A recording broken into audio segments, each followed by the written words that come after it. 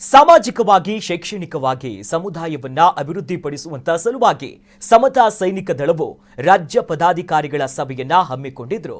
ಬೆಂಗಳೂರಿನ ಖಾಸಗಿ ಹೋಟೆಲ್ನಲ್ಲಿ ಈ ಕಾರ್ಯಕ್ರಮವನ್ನ ಆಯೋಜನೆ ಮಾಡಲಾಗಿತ್ತು.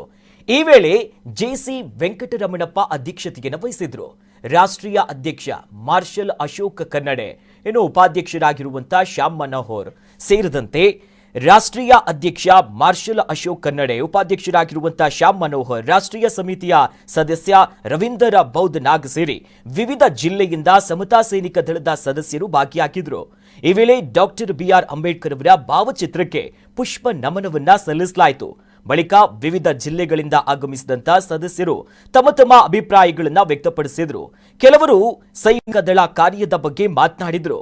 ಇನ್ನು ಕೆಲವರು ಸಂಘಟನೆ ಹಾಗೂ ಪ್ರತಿ ಜಿಲ್ಲೆಯಲ್ಲಿ ಸಮತಾ ಸೈನಿಕ ದಳ ಕಟ್ಟುವ ಅಭಿಪ್ರಾಯವನ್ನು ವ್ಯಕ್ತಪಡಿಸಿದರು.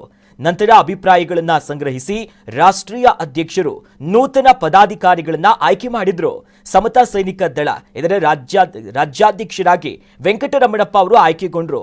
ಇವರ ಜೊತೆಗೆ ಡಾಕ್ಟರ್ ಜಿ ಗೋವಿಂದಯ್ಯ, ವಿನೋದ ಚಾಕು, ದಿಲ್ಶಾದ್ ತಹಶೀಲ್ದಾರ್ ಸೇರಿದಂತೆ ಹಲವರಿಗೆ ಸಂಘಟನೆಯ ಜವಾಬ್ದಾರಿಯನ್ನು ನೀಡಿ ಆದೇಶ ಪ್ರತಿಯನ್ನ ಹಸ್ತಾಂತರಿಸಲಾಯಿತು.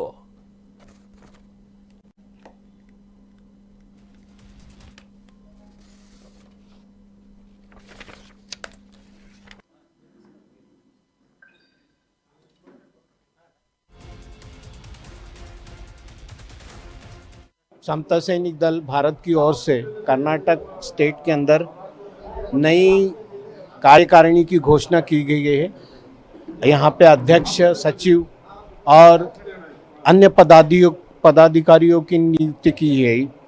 ये जो संगठन है बाबा साहब द्वारा स्थापित किया हुआ है।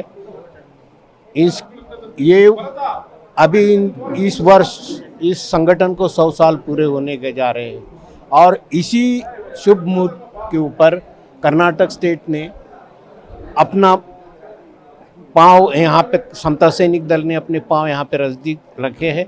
मैं इस ಸಮತಾ ಸೈನಿಕ ದಳ ಅನ್ನೋದು ಬಾಬಾ ಸಾಹೇಬ್ ಅಂಬೇಡ್ಕರ್ ಅವರು 1924 ಸೆಪ್ಟೆಂಬರ್ 24ನೇ ತಾರೀಕು ಮಹಾರಾಷ್ಟ್ರದ ನಾಗಪುರದಲ್ಲಿ ಕಟ್ಟಿರ್ತಕ್ಕಂಥ ಸಂಘಟನೆ ಇದು.